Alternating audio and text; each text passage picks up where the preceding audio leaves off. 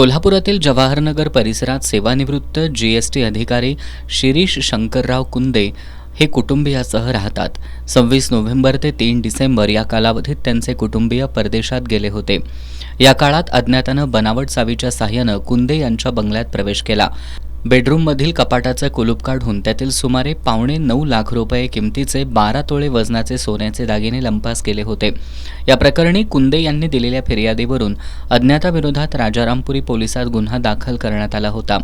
पोलिसांनी सीसीटीव्ही फुटेजच्या आधारे तपास सुरू केला. यामध्ये त्यांच्या घरात काम करणारा निखिल पाटील याच्या संशयास्पद हालचाली दिसून आल्या. यावरून पोलिसांनी त्याला ताब्यात घेतलं. चौकशीत त्यानं चोरीची कबुली दिली आहे. पोलिसांनी त्याच्याकडून चोरीचे $9.25 लाख किमतीचे 12 तोळे वजनाचे सोन्याचे दागिने जप्त केलेत.